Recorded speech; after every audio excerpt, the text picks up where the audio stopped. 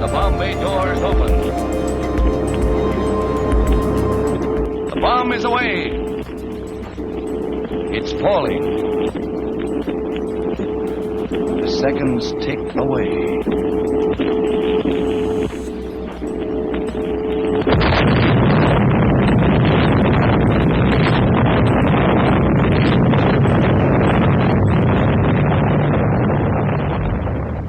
I speak to you tonight in a spirit of hope.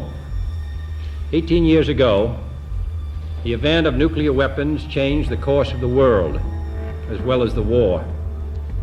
Since that time, all mankind has been struggling to escape from the darkening prospect of mass destruction on Earth. In an age when both sides have come to possess enough nuclear power to destroy the human race several times over. For years, two secrets have dominated popular imaginations: the assassination of John F. Kennedy and Israel's deadliest secret. Just a day after American B-2 bombers struck Iran, American broadcaster, podcaster, radio host, and news analyst Mark Levin all but called Marjorie Taylor Greene stupid. Why is it interesting? Probably because of the meltdown reaction MTG had. The public Twitter spat saw conspiracy theories fly thick and fast, as has become the norm for American politics. But what was actually interesting was seemingly hidden. In MTG's 17-line, 227-word, 1,192-character-long tweet, her tweet started with calling out Levin's tone, his employers, and remembering Jesus. But it came down to this.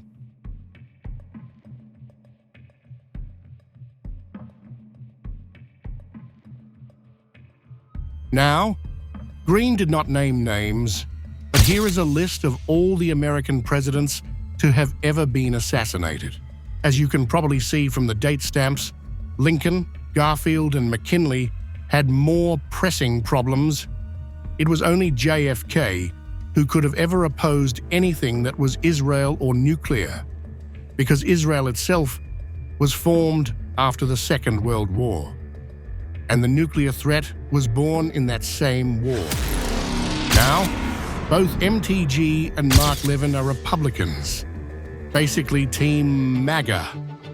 But the thing is, MTG is one of the biggest Trump backers, and Mark Levin is possibly one of the most famous personalities to flip from Never Trump slogans to backing the businessman for a second term. For the Democrats, he is right-wing. For the Republicans, he is a rhino, Republican in name only.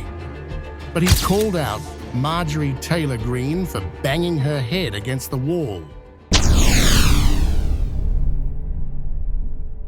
And so, we have a conspiracy theory that seemingly alleges that the Israelis killed John F. Kennedy because he was against their budding nuclear program.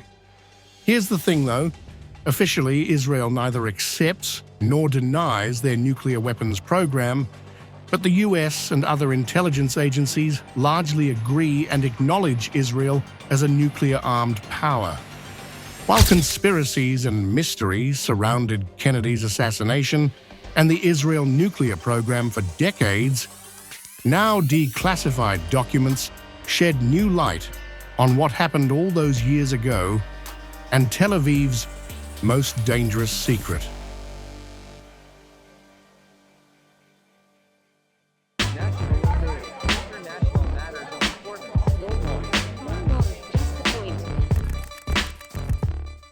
On 30th May 1961, Kennedy and ben-Gurion met in Manhattan.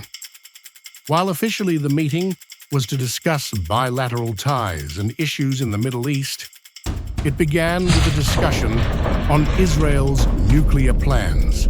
The official release of the conversation between the famous Israeli and American leaders left out certain parts related to the use of nuclear material. However, the draft of the record of their conversation has startling revelations.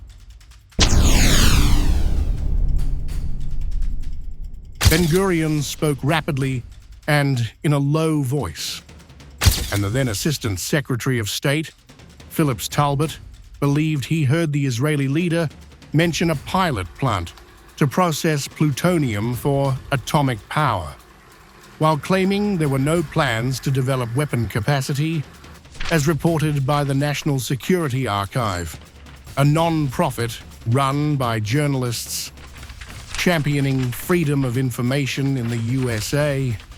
Interestingly, Talbot claims he also heard Ben-Gurion accept that the Dimona power plant had potential military use.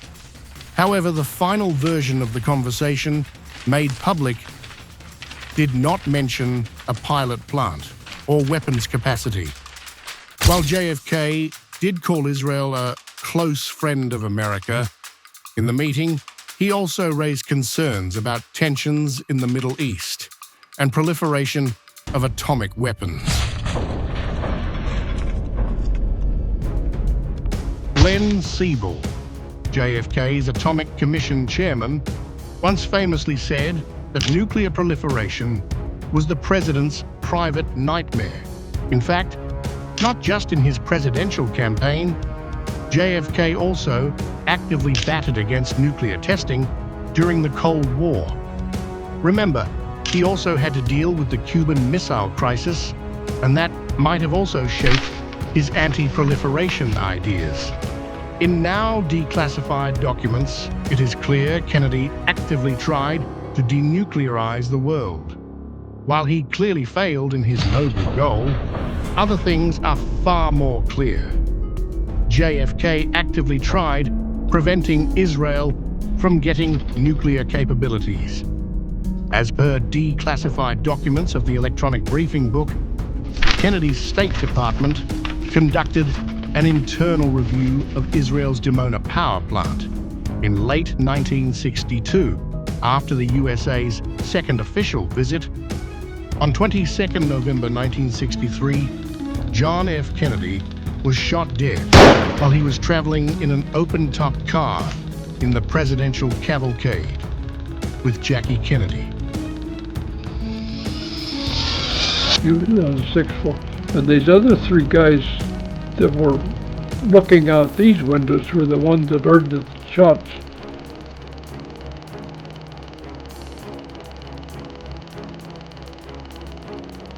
This happened on the morning of Friday. The United States Federal Bureau of Investigation claims to have conducted over 25,000 interviews. Agents ran down tens of thousands of investigative leads, only to come to the conclusion that Lee Harvey Oswald acted alone. These findings were backed by the Warren Commission.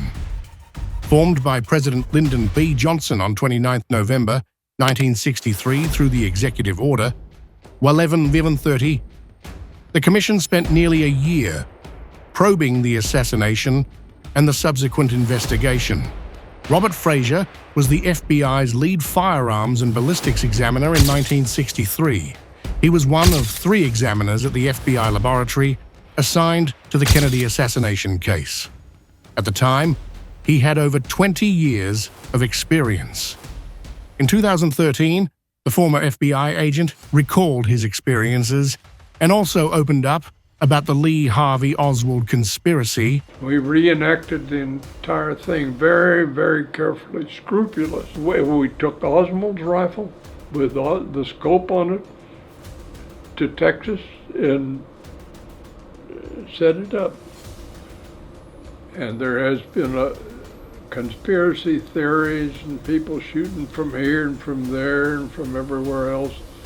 There has never been anything to indicate positively that anybody else was involved. His full interview, still available under the title Former FBI Agent, recalls role in JFK assassination investigation, on the FBI's official YouTube page, delves into the tireless investigation and its findings.